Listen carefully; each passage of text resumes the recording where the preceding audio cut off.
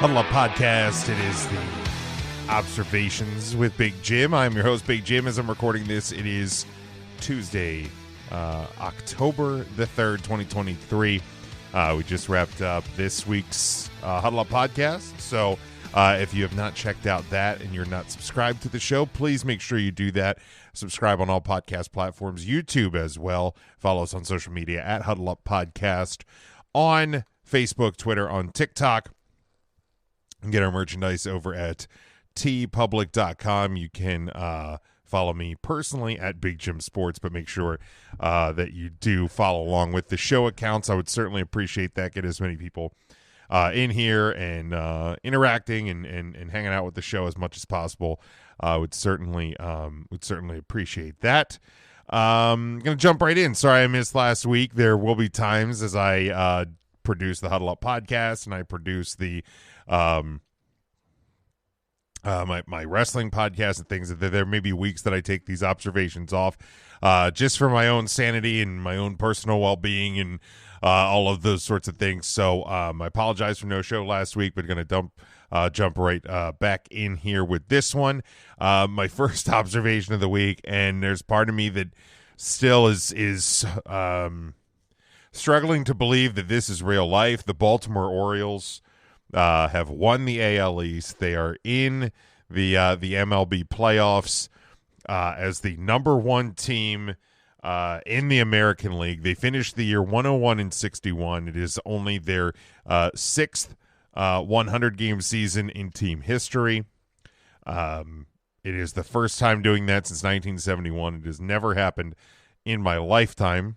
To start the year, this is a stat that I saw. To start the year, the Baltimore Orioles had a 1.9. Either way, it was less than 2% chance statistically to win the American League East, and they did it. I know when I was on with our friends over the Dollar Dogs and Beer podcast before the season that I predicted the Orioles could win 90 games, and not on that show, but even when I said it on Twitter, that I had reaction from people that said, this team can't win 90 games. The Orioles can't win 90 games. Like they basically accused what happened last year as a fluke. And if they did that, they weren't paying attention. The Orioles still, to this day, have not been swept in a series since Adley Rutschman was called up to the Orioles last May.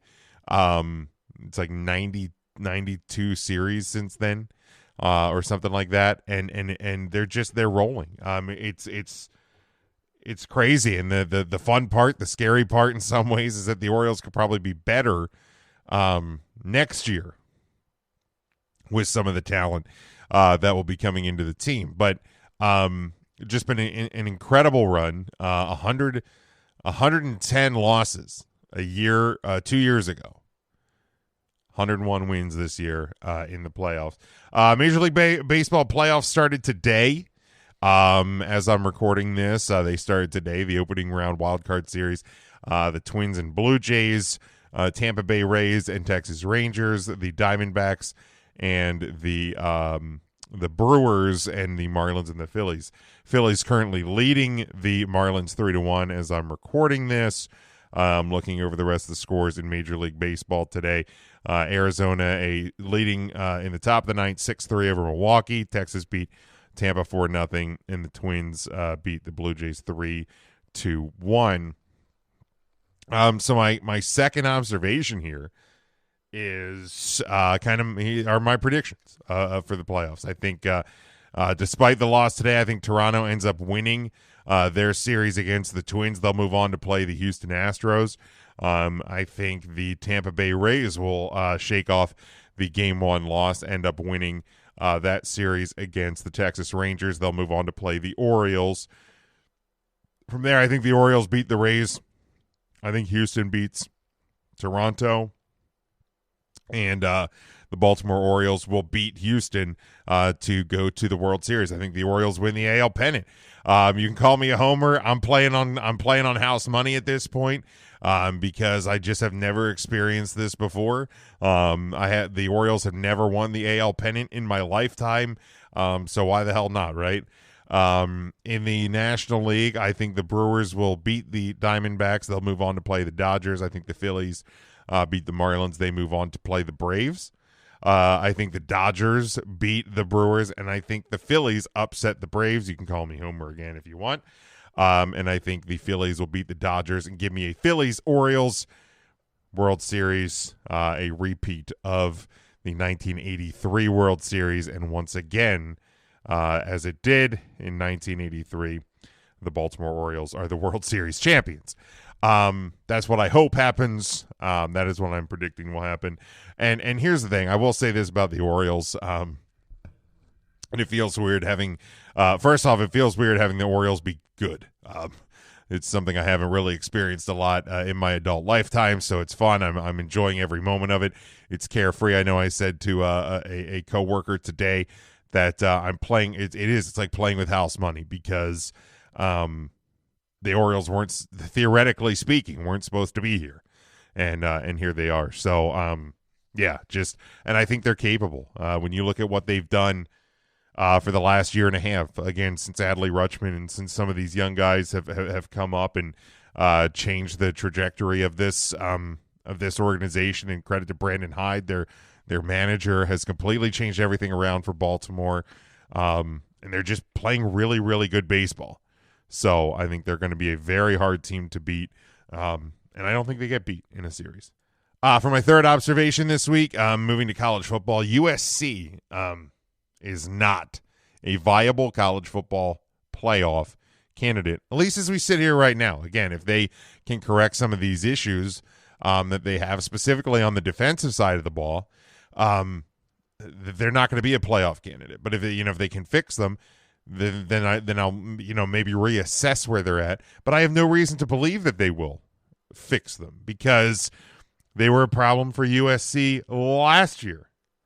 And they didn't fix them last year, and now you expect them to all of a sudden do it this year. Like I don't see it. I don't see why they're just automatically going to fix their defense. It's not like Lincoln Riley has a long and storied history of great defenses at Oklahoma.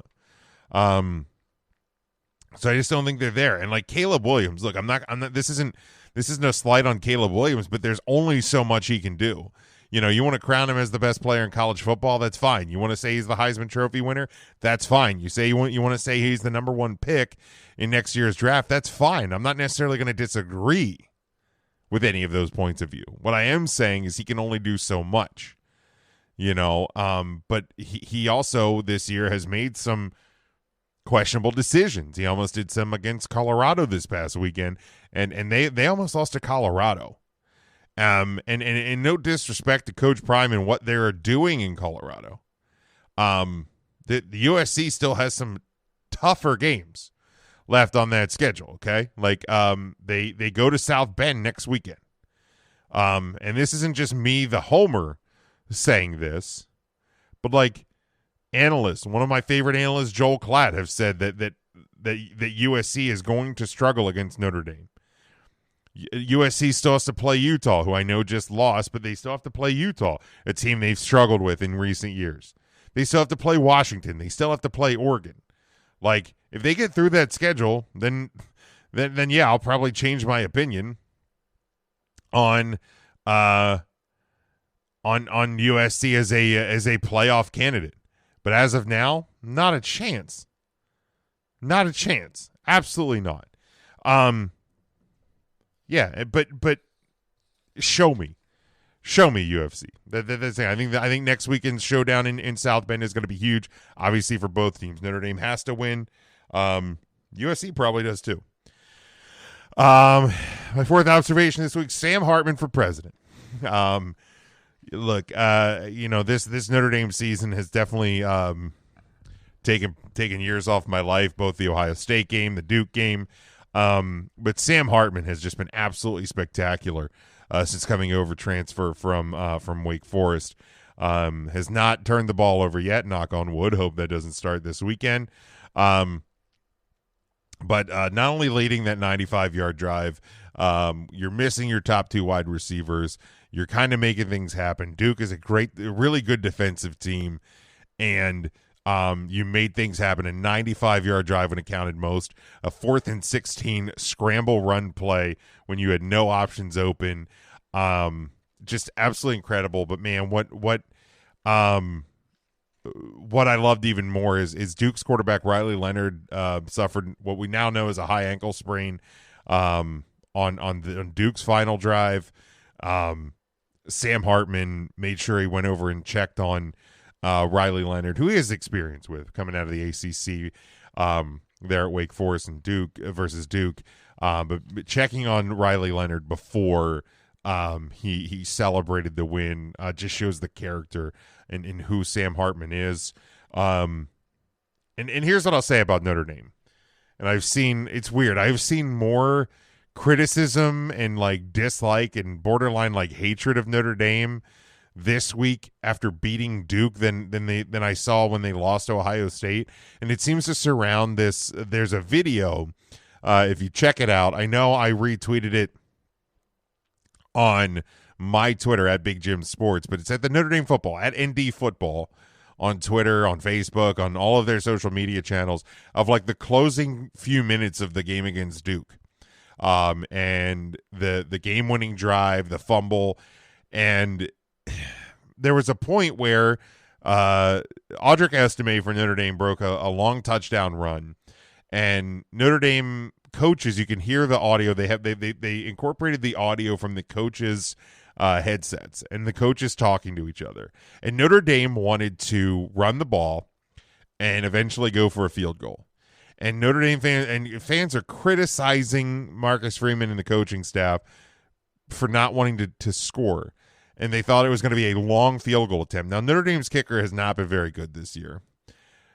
But what the fans are failing to realize is what Notre Dame was trying to do is they were trying to run the ball down to like the 1 yard line or as close to it as possible and get a short, straight field goal that would have won the game, and they weren't going to give the ball back to Duke. That's been that Marcus Freeman and his coaching staff did not invent that strategy. That has been a strategy for football coaches for a very long time. Okay, so this isn't. Marcus Freeman isn't reinventing the wheel with that. Here's the deal. This was Marcus Freeman's 20th game as a head coach.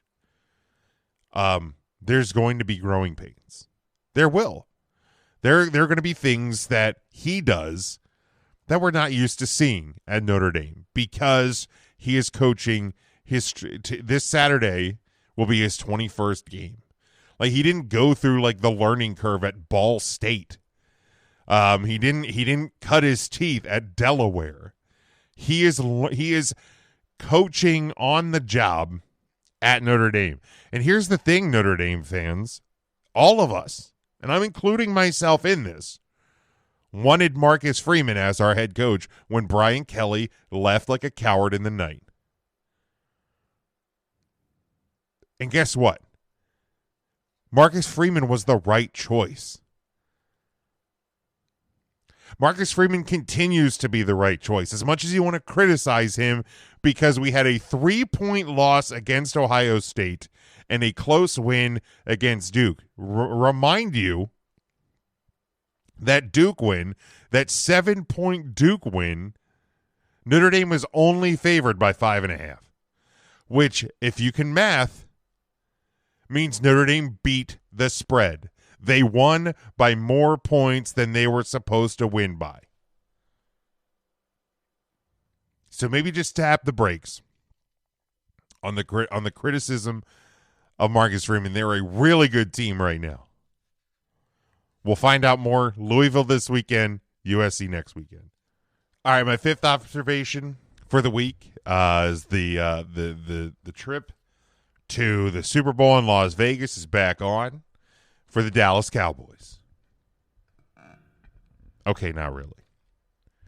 But I am happy that the Cowboys won this past weekend, a big get-right game they didn't let up in over the New England Patriots. The largest margin of defeat that Bill Belichick has faced in his coaching career. So it was a great Sunday for myself as a Cowboys fan, for many Cowboys fans after that very confusing what the hell just happened in Arizona last week. But what I learned about the Cowboys is when they want to be really good / great, they can be. But they have to want to do that, because I feel like last week they just did not take a game seriously, and look what happened. I'm still frustrated about it because you're now a game behind the Eagles that you shouldn't be. There should be 3 4-0 teams in the NFL this week, and there isn't. Because the Dallas Cowboys took the Cardinals. They didn't take them seriously. But yeah, they are. This team, despite being 3-1, they still haven't been totally tested. So I still don't 100% know what the Cowboys are. And this is no disrespect to the Arizona Cardinals. The Cowboys weren't tested, so to speak, by a really good team. The Cowboys lost to a middle-of-the-road team. And I don't think the Cowboys took that game very seriously. So while it sounds disrespectful to the Cardinals, I think it's more just looking at the reality of what the Cowboys didn't do last week as opposed to what the Cardinals did. Now, the Cardinals had to show up. They had to play. They had to win.